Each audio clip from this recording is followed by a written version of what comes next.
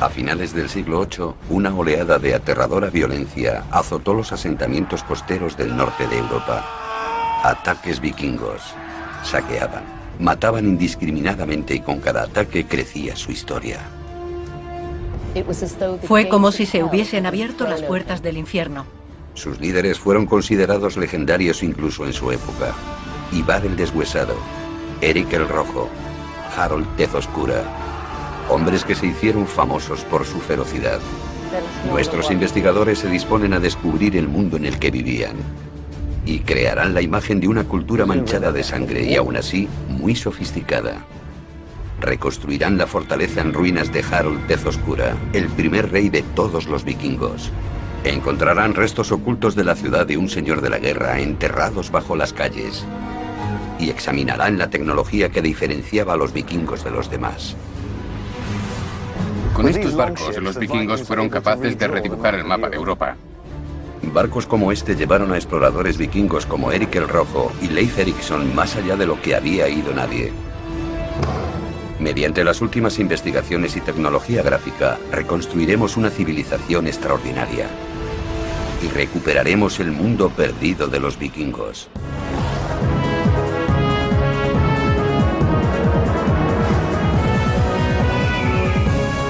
Mundos perdidos. Los vikingos.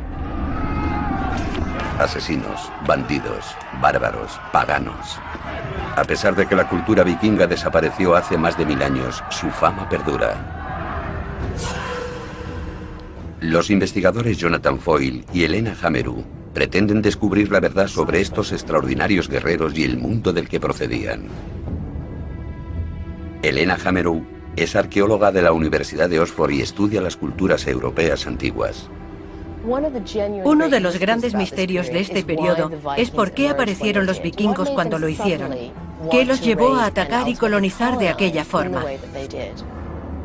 Jonathan Foyle es historiador arquitectónico.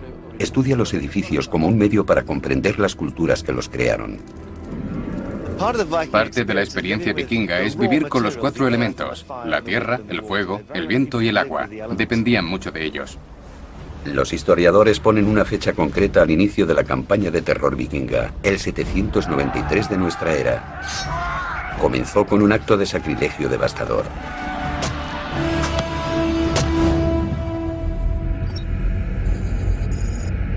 Jonathan ha viajado hasta Lindisfarne, en la costa noreste de Inglaterra.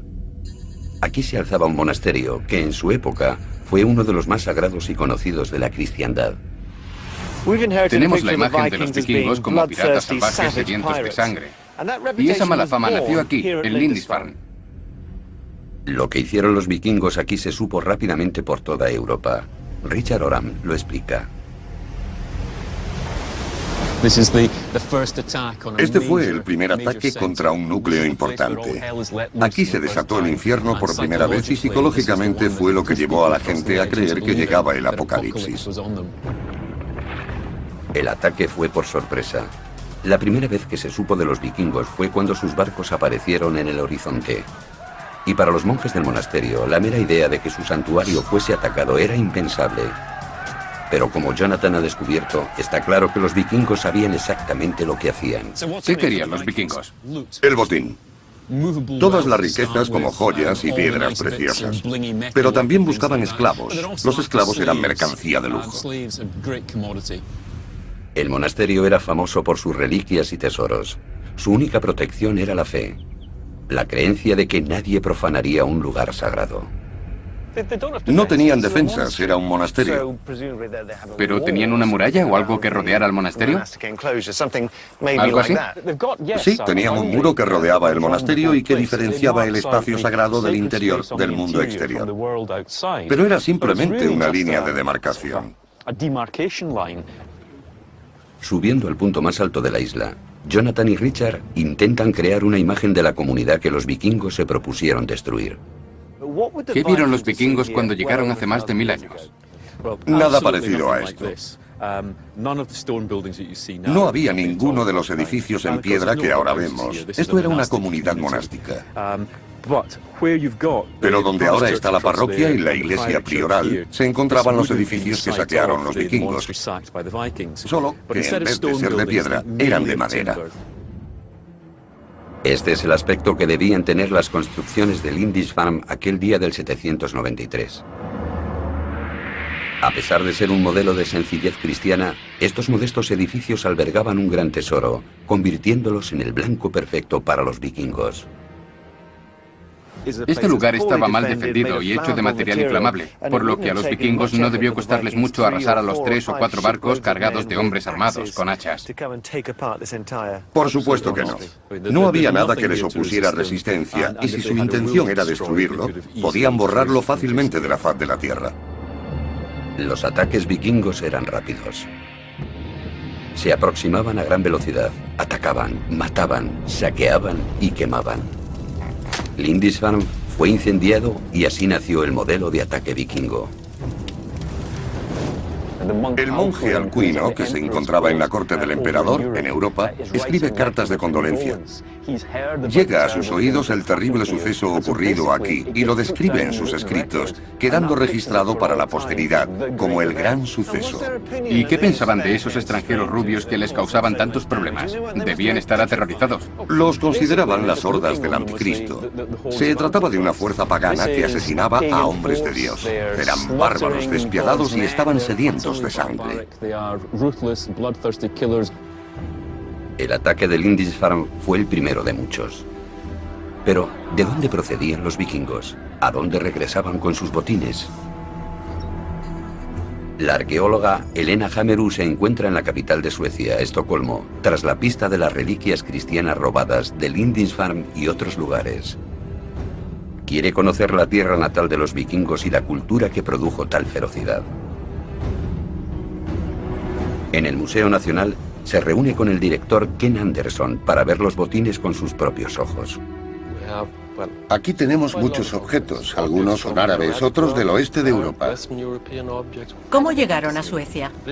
Tenemos objetos singulares que proceden de contextos muy especiales, como iglesias o monasterios, lo que nos lleva a pensar que fueron robados. Este objeto es único y probablemente sea el resultado de un saqueo. Se parece sospechosamente a la punta de un báculo episcopal. Sí, lo es. Así que debemos suponer que un pobre obispo irlandés fue atacado y despojado de su báculo. Sí, como una especie de souvenir. Este símbolo sagrado de autoridad episcopal contrasta con muchos de los otros descubrimientos. Entre las posesiones más preciadas del museo se encuentran numerosas espadas. La más prestigiosa es la hoja de una espada larga que podía valer hasta 16 vacas lecheras. Un guerrero con espada era un hombre de gran estatus. En los almacenes del museo, Ken muestra a Helena unos restos arqueológicos mucho más desconcertantes, pruebas de sacrificios de animales y también humanos. Esto es parte de un cráneo y de esqueletos de una tumba con 3 cuerpos, 2 de ellos decapitados. Debió tratarse de un sacrificio humano. ¿Cómo sabemos que fueron sacrificados? Por los huesos. ¿Hay marcas de corte en las vértebras? Dios mío, el sacrificio humano debía ser una práctica bastante impactante para los cristianos antiguos. Esto sugiere un punto de vista y una ideología muy diferentes. ¿Por qué se hacían? ¿Era una forma de castigo? No lo creo. Era la mayor ofrenda que se podía hacer a los dioses. Así que si querían ofrecer algo mejor que un caballo o una vaca, sacrificaban a un esclavo, por ejemplo. Sí. Los sacrificios humanos formaban parte del entierro de un jefe o un gran guerrero. Y son esas pistas las que pueden ayudar a nuestros investigadores a completar su imagen del mundo vikingo. Nuestros investigadores han viajado a Lindisfarne, donde nació la fama de asesinos sanguinarios de los vikingos. Han visto el botín robado de las iglesias cristianas de Europa. Ahora, Jonathan Foyle está en el extremo norte de Dinamarca, desvelando los secretos de una impresionante tumba vikinga. Ha ido al yacimiento de Lindholm Hall. A finales del siglo XIX, los arqueólogos retiraron 4 metros de arena para encontrar unas tumbas extraordinariamente bien conservadas. El experto local, Lars Christian Norback, es su guía. Lars, este sitio es impresionante. Es la cima de una colina, donde a cualquiera le gustaría ser enterrado. La gente de aquí es de un pueblo corriente. Sus cuerpos se han conservado gracias a las dunas de arena que llegan a medir hasta 4 metros de altura. ¿El doble de mi altura en arena? Sí, encima de las tumbas. Lo que Jonathan encuentra más intrigante del lugar es la extraña disposición de las piedras. Círculos, triángulos e incluso en forma de barcos. A primera vista, estas piedras parecen estar desordenadas, pero resulta ser todo lo contrario, ¿verdad? El triángulo representa a un hombre, el círculo a una mujer. Los barcos también son hombres, y lo sabemos por los objetos que tenían en las tumbas. Estas piedras representan un barco de gran tamaño. Si me enterraran aquí no ocuparía mucho espacio. No, serías incinerado y ocuparías mucho menos que ahora. La clásica pira funeraria vikinga era una plataforma de madera con 4 postes sobre la que se colocaba el cuerpo. Debajo disponían ramas y hojarasca y se sellaba con tablones. La estructura estaba diseñada para arder con un calor intenso. Tras la cremación, los restos del cadáver y las ofrendas a los dioses eran enterradas entre las piedras que rodeaban la tumba. De vuelta en Estocolmo, Elena examina algunas de las ofrendas que se han encontrado en tumbas vikingas. Una de ellas es verdaderamente inesperada. ¿Qué más tenemos aquí? Tenemos algunos broches y un Buda. ¿Buda? Nunca habría esperado encontrar un Buda en Suecia. ¿Qué hace aquí? No, es un hallazgo bastante inusual. Probablemente fue creado en el norte de la India y sería comprado. En las tumbas vikingas se han encontrado objetos de tierras tan lejanas como Norteamérica y el norte de la India. Y dado que no existen pruebas históricas de que los vikingos atacaran ninguna de las dos zonas, se cree que llegaron a Escandinavia a través del comercio. Al parecer, la red comercial vikinga se extendía por todo el mundo. Y sugiere que eran mucho más sofisticados de lo que se piensa. Para averiguar algo más, Elena Hamerow se dirige a la isla de Björkö, a los restos de la ciudad vikinga de Birka. Hace 1200 años era un floreciente puerto de la costa báltica. Elena se une a Björn Ambrosiani, director del proyecto Birka y uno de los principales expertos en cultura vikinga. Esta zona tiene un clima húmedo. Las casas de madera de la ciudad que se alzaba aquí se pudrieron hace mucho tiempo, pero cubrieron un área equivalente a 30 campos de fútbol. A través de los indicios arqueológicos que quedan, Björn ha reconstruido una de ellas.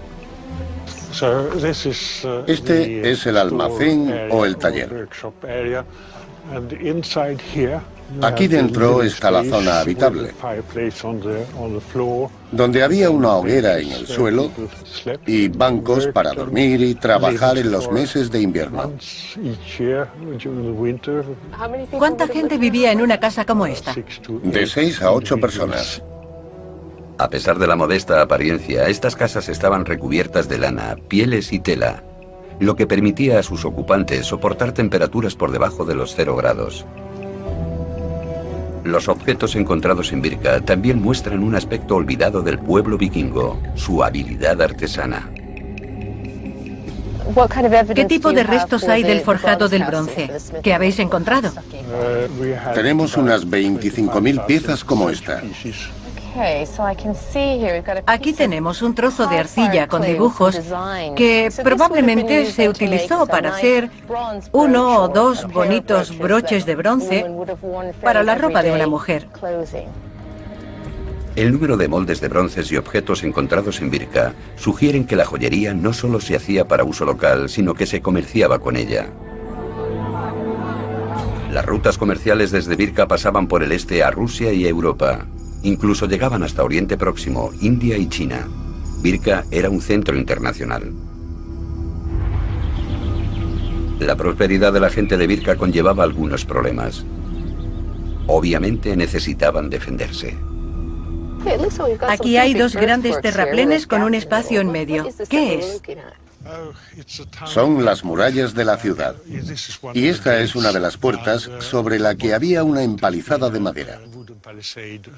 Aún quedan restos. Formaba parte de las defensas de la ciudad. Rodeaban un área de 450.000 metros cuadrados y su mera existencia apunta a la mayor equivocación que existe hoy sobre la cultura vikinga, ya que las murallas de Birka se construyeron para impedir la entrada a los que sus habitantes llamaban vikingos. Birka estaba muy bien defendida. ¿Sí? ¿Pero por qué necesitaban los vikingos defenderse de otros vikingos? Esta no es una ciudad vikinga, es de la época vikinga. Los vikingos son piratas del mar que atacaban las ciudades costeras. El nombre vikingo se ha asociado a toda una civilización, pero ese nombre solo se aplica a los actos de unos pocos. Hacer el vikingo significaba asaltar. Así que no debemos considerar vikingos a los habitantes de Birka, que eran comerciantes y gente pacífica. Los vikingos eran su élite militar, piratas parecidos a los mafiosos. Así es. Como el centro comercial más próspero e importante de Escandinavia, Birka estaba bien defendida y permaneció segura durante 200 años. Rechazó ataque tras ataque. Su declive llegó lentamente, el nivel del mar bajó y el puerto se hizo innavegable. Los barcos que la habían convertido en un gran centro comercial ya no podían llegar hasta ella. Birka fue abandonada. Nuestros investigadores están en Escandinavia en busca del mundo perdido de los vikingos. Han visitado la ciudad comercial de Birka y han descubierto que los verdaderos vikingos eran bandas de asaltantes parecidas a la mafia, que solo eran un pequeño porcentaje de la población escandinava. Las acciones de unos pocos definieron la forma en que la historia recordaría a toda una población. Ahora, nuestros investigadores examinan la tecnología que hizo posible la era vikinga, el drakkar o barco vikingo. Estas naves revolucionarias llevaron a los exploradores vikingos más al este de lo que cualquier otro europeo hubiese llegado antes. Cerca de su tierra eran armas de muerte y destrucción.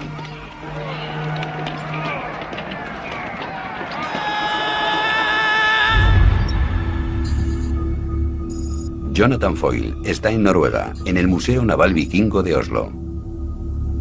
Ha venido a ver el barco de Oseberg, descubierto bajo un montículo funerario en 1903. Tiene 1100 años de antigüedad y se encuentra intacto en un 90%. Es de vital importancia para los arqueólogos, ya que es el barco vikingo más antiguo encontrado con mástil. Añadiendo mástil y velas a lo que en principio eran barcos de remos, los vikingos doblaron su velocidad de 9 km/h a casi 20 km/h. También se abrió ante ellos la posibilidad de largos viajes por mar. Para averiguar cómo fue construido el mástil, Jonathan visita a Bjarte Arce en el taller del museo. Bjarte es uno de los principales especialistas noruegos en talla vikinga de madera. Estudia la tecnología del mástil y por qué fue tan revolucionario. ¿Qué es eso de ahí? Eso es el mastfisk.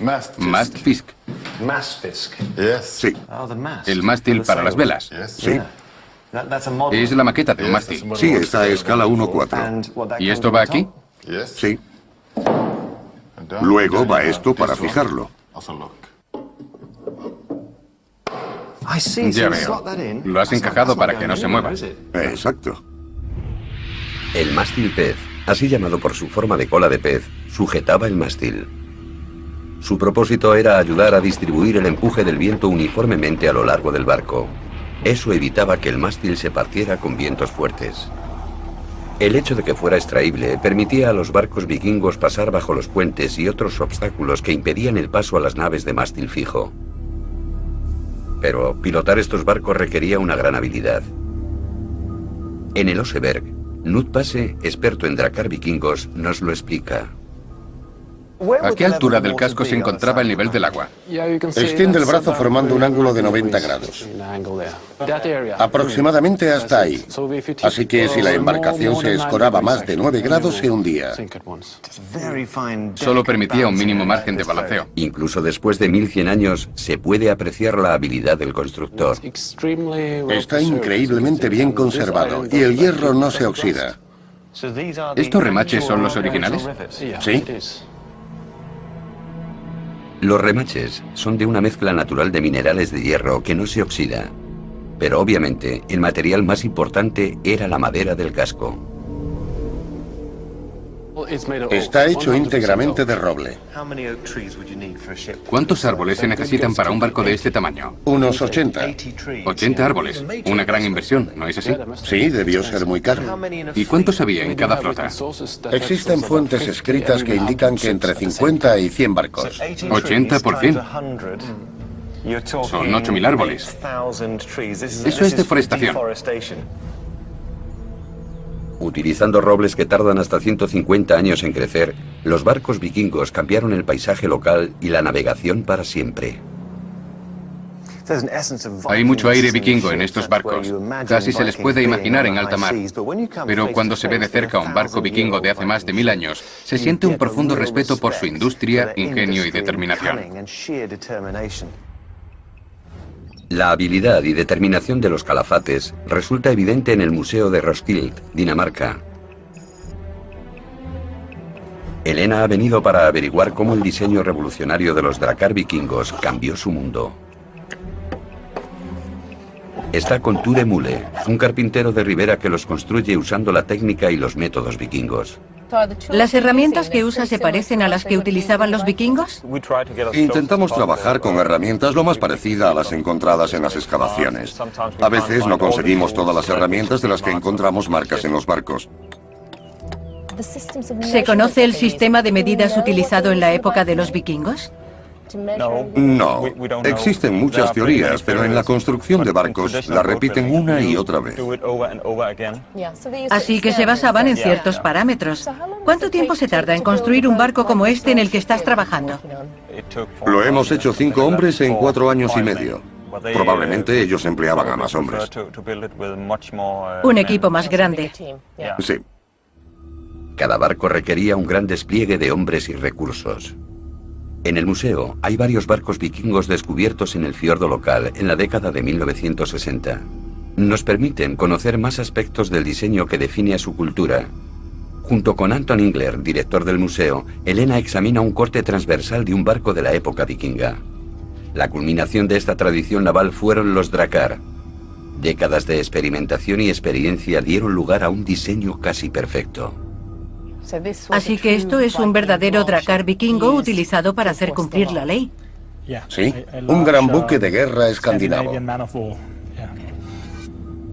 Todos los barcos vikingos, incluyendo los buques de guerra, comparten características claves. En primer lugar, la quilla y las cuadernas eran fijadas a los postes de proa y popa y a sus postes. Costillas reforzadas soportaban una cubierta en cuyo centro se alzaba el mástil pez. Las tablas del forro, llamadas tracas, se traslapaban verticalmente y se unían con remaches. Con solo 3,5 metros de ancho, este barco medía 30 metros de eslora. En la fase final se añadían escudos, remos, timón, mástil, jarcias y vela. El buque de guerra transportaba entre 70 y 80 vikingos, 60 de los cuales remaban a la vez. Su poco calado le permitía llegar hasta casi cualquier parte. Este barco tenía un calado inferior a 1 metro, lo que le permitía navegar por cualquier río europeo. Eran barcos increíblemente flexibles, en el sentido de que se podían surcar océanos con ellos, costear e incluso navegar tierra adentro. Podrían considerarse buques anfibios. Esta flexibilidad era clave para su éxito y permitía a los vikingos atacar desde los ríos ciudades apartadas de la costa. Elena quería saber cómo era la vida a bordo. Anton le muestra una de las réplicas construidas. Me he fijado en que no parece contar con muchas comodidades. Hay muy poco espacio y nada de privacidad para los 60, 70 u 80 hombres que iban a bordo. ¿Qué hay de la comida y la bebida? ¿Dónde almacenaban las provisiones? Como se puede ver, hay muy poco espacio en el barco, y en su mayoría estaba lleno de lastre. Así que si querían transportar suficientes armas, apenas podían llevar comida y agua. En 2 semanas se quedaban sin nada. Así que cada 2 semanas tenían que reabastecerse. Así es. A pesar de la falta de espacio, estos barcos eran perfectos para la exploración y los líderes vikingos como Erik el Rojo y Leif Erikson aprovechaban su fuerza para recorrer grandes distancias. Su alcance, velocidad y maniobrabilidad daban a sus tripulantes vikingos una clara ventaja sobre sus enemigos. Y hacia el siglo IX pasaron de asaltantes a invasores. En el 866, Ivar el Deshuesado llevó a su ejército hasta Inglaterra, donde su sed de sangre y su crueldad se hicieron legendarias. Nuestros investigadores han explorado la ciudad vikinga de Birka, que prosperó gracias a las rutas comerciales del Báltico, y han comprobado cómo el diseño de los barcos vikingos les dio ventaja sobre el resto de Europa. Ahora, Jonathan Foyle se encuentra en las Islas Británicas, donde los asaltantes se convirtieron en invasores y colonos. Este cambio radical difundiría el modo de vida vikingo por toda Europa. En el año 865, el caudillo Ivar el Deshuesado hizo avanzar a sus hombres. Su objetivo era York, la rica capital de Northumbria, un reino al noreste de Inglaterra. Jonathan se encuentra en la ciudad para intentar comprender lo que suponía saber que se aproximaba a un gran ejército. En 866, toda una flota de barcos vikingos fue divisada en el río Ouse. Regresaban 70 años después de su primer ataque a Lindisfarne, porque las reglas del juego habían cambiado. La flota no había venido solo a arrasar la ciudad, había venido a conquistarla. La carnicería fue despiadada. York fue arrasada y conquistada, y muchos de sus habitantes fueron asesinados en sus calles, pero la crueldad no acabó aquí. Ila era uno de los reyes rivales de Northumbria, y su capital era York. Por supuesto, se opuso a la conquista de Ivar el Deshuesado, y se cree que fue torturado mediante un método que consistía en abrir la caja torácica para extraer sus órganos y exponer sus costillas como si fueran las sangrientas alas de un águila. ¿Qué tipo de mensaje transmitía ese acto a la gente de York? Que era mejor no oponerse a los vikingos. Ivar llamó a su nueva conquista Jorvik. Situada en la confluencia de 2 ríos y con acceso a las rutas comerciales de las Islas Británicas y Europa, los vikingos consideraron York un gran premio y dejaron su huella aquí. Jonathan quiere explorar los restos vikingos que sobreviven en la ciudad moderna. La York moderna conserva muchos de los nombres que los vikingos dieron a sus calles hace 1000 años. Está Nessgate, la calle del Cabo, que hace referencia a la geografía de la ciudad en aquella época. Micklegate, la calle grande, que resalta el tamaño de las vías que tenían. Coppergate, el lugar donde se hacían las copas. Así que desde su geografía a su industria, la York vikinga sigue viva en la ciudad actual. Fue bajo la actual calle de Coppergate donde los arqueólogos hicieron un descubrimiento extraordinario. Sorprendentemente conservado en el húmedo suelo, descubrieron los restos de 8 casas de la era vikinga que datan del siglo X. Jonathan se encuentra en el centro Jorvik, construido alrededor de dichos restos. Aquí, el arqueólogo Richard Hall explica su importancia. Richard, de repente pasáis de no contar con ninguna casa vikinga a 8 de golpe. Sí, es muy emocionante. Y lo más importante es que están muy bien conservadas. No se conoce nada parecido. Los arqueólogos solían encontrar restos de edificios, pero lo que tenemos aquí son construcciones casi completas. En algunos sitios incluso alcanzan los 2 metros de altura. Las maderas conservadas en el suelo nos dan una pista de cómo se construyeron los edificios. Primero, se excavaba un sótano de unos 2 metros de profundidad y se forraba con tablas de roble. A continuación, se instalaban en el suelo, a intervalos regulares, unos soportes verticales de roble. Estos sostenían las vigas que conformaban la primera parte de la estructura superior. Pero Richard, no veo juntas ni estacas. ¿Cómo se unían? El edificio se mantiene en pie gracias a la presión. No hay clavos ni estacas, solo la presión de una tabla contra la otra. No hay fijaciones metálicas. Eso es. A veces se pueden apreciar las marcas de las herramientas e incluso agujeros hechos por las polillas. Y en la parte de arriba se observa un pequeño hueco en medio de la viga. Creemos que había otra viga similar al otro lado, y entre las dos soportaban el peso de la planta superior. Es una construcción muy inteligente y sencilla. Esta planta subterránea era ingeniosa. Requería menos materiales de construcción y añadía fuerza a la estructura. Desde la plataforma del suelo se alzaban soportes de roble y al final se añadían las paredes de tablas y el tejado de paja. A partir de los restos de las casas, podemos revelar el aspecto que debía tener Coppergate durante el periodo vikingo. Las casas estaban distribuidas a lo largo de la calle y bajo ellas, los sótanos convertidos en talleres suministraban los productos necesarios de esta próspera ciudad y centro comercial. El singular entorno húmedo de Coppergate también ha revelado miles de objetos.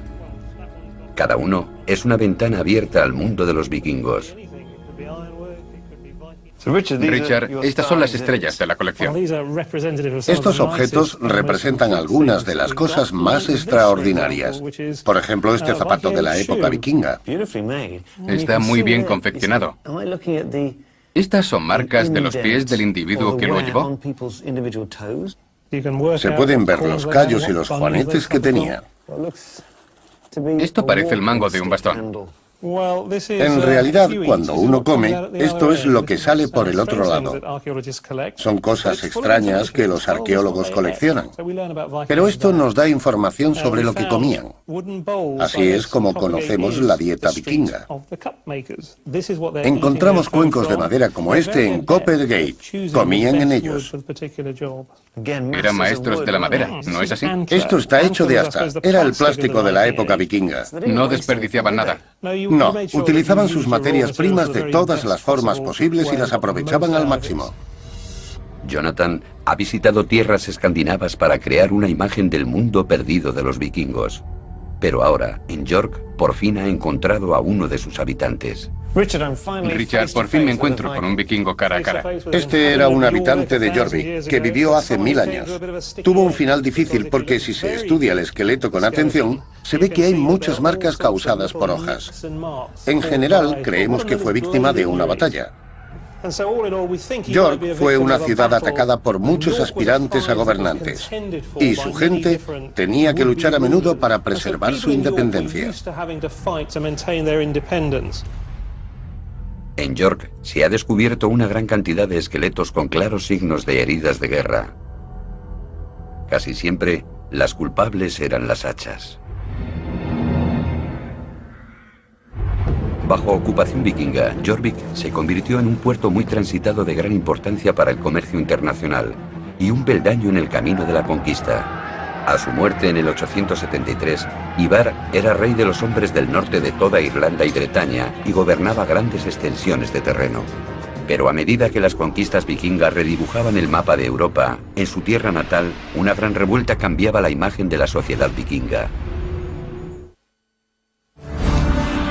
Nuestros investigadores han explorado las tierras vikingas y han descubierto una gran red comercial por toda Europa y más allá. Han encontrado pruebas de su extraordinaria habilidad en la construcción de barcos y la navegación. Ahora se encuentran en el corazón de Dinamarca. En Roskilde, Helena sigue la pista a Harold Tezoscura, un caudillo vikingo del siglo X que unió Dinamarca y se convirtió en rey de Noruega. Harold era el típico vikingo, alto, fuerte y curtido en combate. Pero también era un hombre con conflictos internos.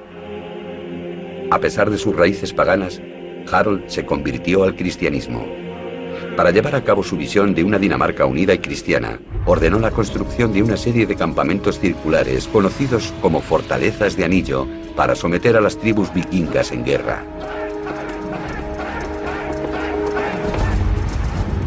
Construidos con precisión geométrica, los arqueólogos ya han identificado 4 de estos lugares. Elena ha visitado uno de ellos en Trelleborg para intentar averiguar cómo fueron construidos. Con ella se encuentra Mats Ternue, un experto en la construcción de estas fortalezas de anillo.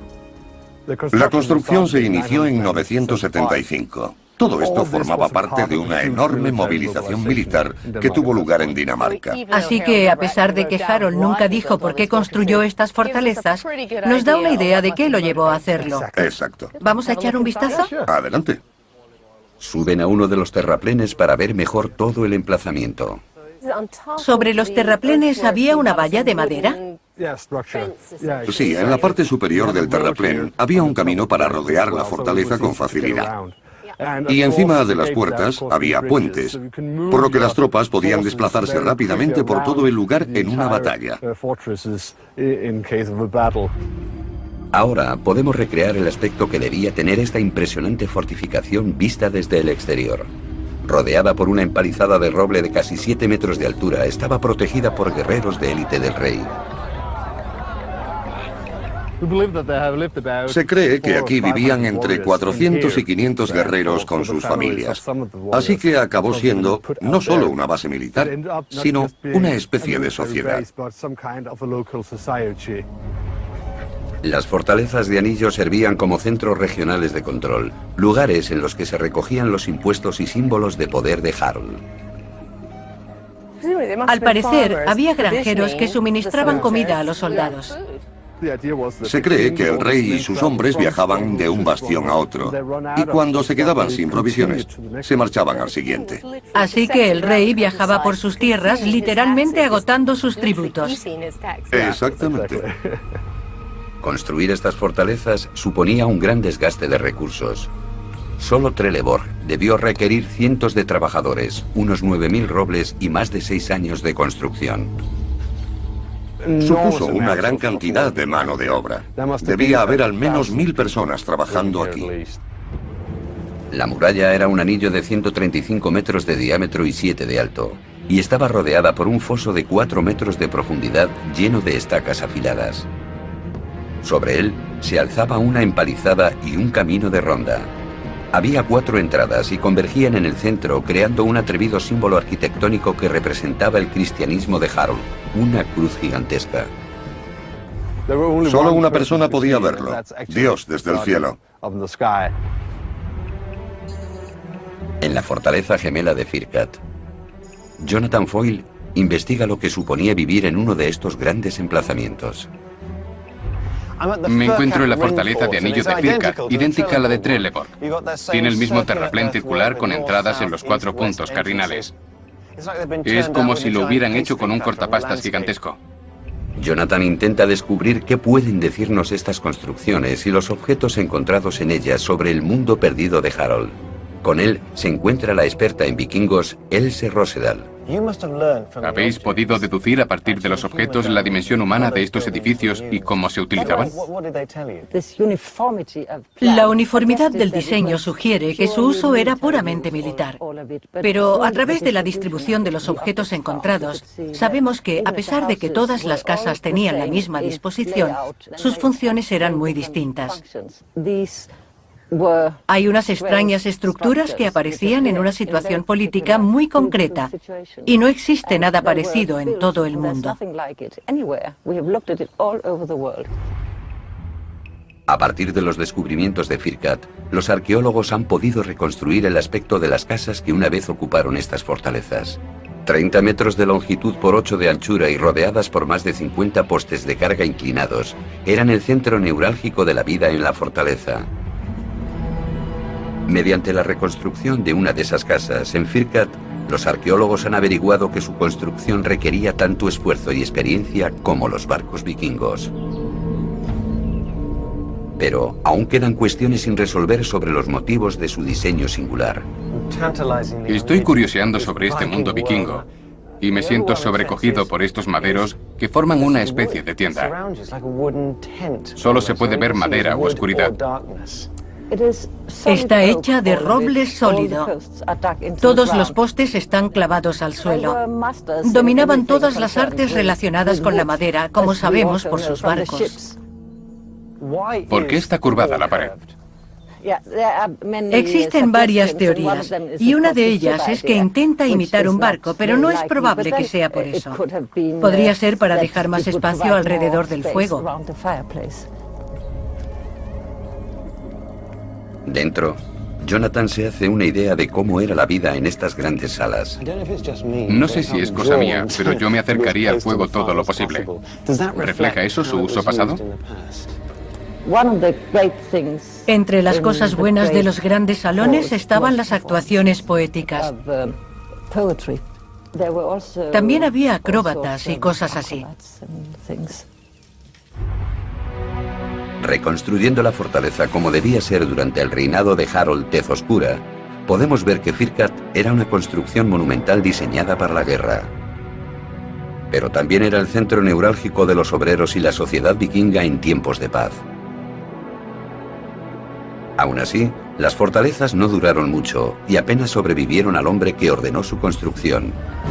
Los vikingos rebeldes paganos, dirigidos por su propio hijo, se alzaron contra Harold y asediaron su fortaleza sagrada. Su hijo, Sven Forkbeard, inició una revuelta y fue asesinado. Después de aquello, el nuevo régimen no quería tener nada que ver con estas fortalezas y fueron abandonadas. Así que, en realidad, son fracasos, pero unos fracasos espléndidos. Eres la última persona a la que esperaba oír decir que esto es un fracaso, con lo que lo quieres. Los descubrimientos de Jonathan en Firkat revelan no solo una imagen de la vida dentro de estas fortificaciones, sino también del mundo vikingo a medida que pasó de las tribus paganas a los reinos cristianos. En solo 2 siglos y medio, la civilización vikinga recorrió un largo camino. Tuvieron un gran éxito, primero atacando y luego colonizando el norte del Atlántico. Este éxito llevó a los descendientes de Harold a gobernar un imperio que incluía a Inglaterra, Noruega y Dinamarca, hasta conquistar y asentarse por toda Europa y más allá. Nuestros investigadores han descubierto que la influencia vikinga comenzó con la violencia de partidas de asalto y se vio reforzada por el comercio, que fue posible gracias a su habilidad y dominio del mar. Siguiendo las pistas que dejaron, han descubierto que el mundo vikingo no ha desaparecido. Su capacidad para adaptarse y evolucionar hizo que se amoldaran a una cultura más versátil y nueva. La suya fue una civilización en constante cambio, impulsada por tecnologías revolucionarias, regida por la riqueza y durante 300 años por la expansión de un imperio que sigue siendo visible en muchas ciudades actuales. Este ha sido el mundo perdido de los vikingos, la tecnología que diferenciaba a los vikingos de los demás. Con estos barcos, los vikingos fueron capaces de redibujar el mapa de Europa. Barcos como este llevaron a exploradores vikingos como Erik el Rojo y Leif Erikson más allá de lo que había ido nadie. Mediante las últimas investigaciones y tecnología gráfica, reconstruiremos una civilización extraordinaria. Y recuperaremos el mundo perdido de los vikingos.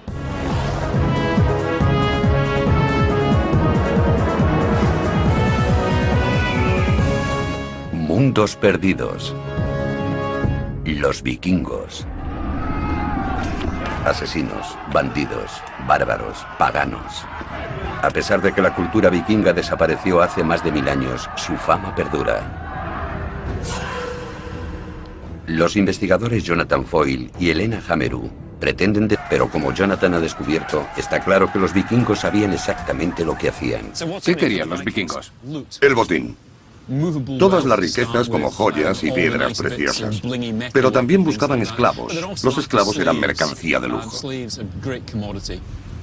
El monasterio era famoso por sus reliquias y tesoros. Su única protección era la fe, la creencia de que nadie profanaría un lugar sagrado. No tenían defensas, era un monasterio. ¿Pero tenían una muralla o algo que rodeara al monasterio? ¿Algo así? Sí, tenían un muro que rodeaba el monasterio y que diferenciaba el espacio sagrado del interior del mundo exterior.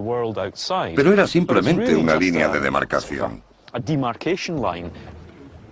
Subiendo al punto más alto de la isla, Jonathan y Richard intentan crear una imagen de la comunidad que los vikingos se propusieron destruir. A finales del siglo VIII, una oleada de aterradora violencia azotó los asentamientos costeros del norte de Europa. Ataques vikingos. Saqueaban, mataban indiscriminadamente y con cada ataque crecía su historia. Fue como si se hubiesen abierto las puertas del infierno.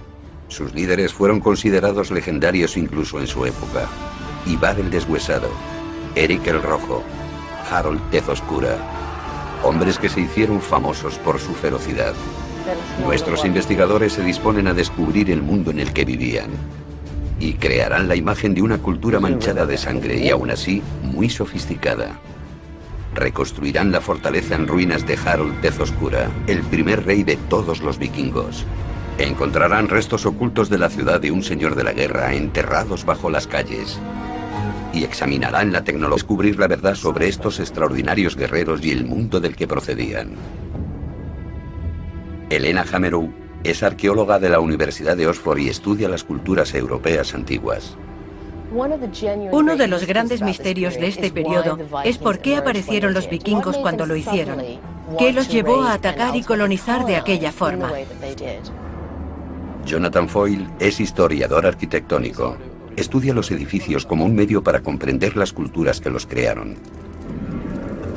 Parte de la experiencia vikinga es vivir con los 4 elementos: la tierra, el fuego, el viento y el agua. Dependían mucho de ellos.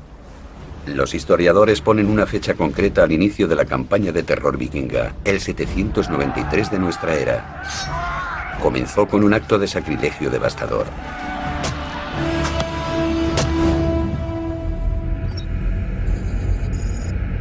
Jonathan ha viajado hasta Lindisfarne, en la costa noreste de Inglaterra. Aquí se alzaba un monasterio que en su época fue uno de los más sagrados y conocidos de la cristiandad. Tenemos la imagen de los vikingos como piratas salvajes sedientos de sangre.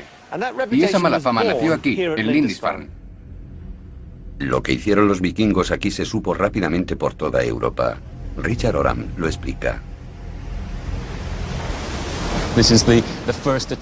Este fue el primer ataque contra un núcleo importante. Aquí se desató el infierno por primera vez y psicológicamente fue lo que llevó a la gente a creer que llegaba el apocalipsis. El ataque fue por sorpresa. La primera vez que se supo de los vikingos fue cuando sus barcos aparecieron en el horizonte. Y para los monjes del monasterio, la mera idea de que su santuario fuese atacado era impensable.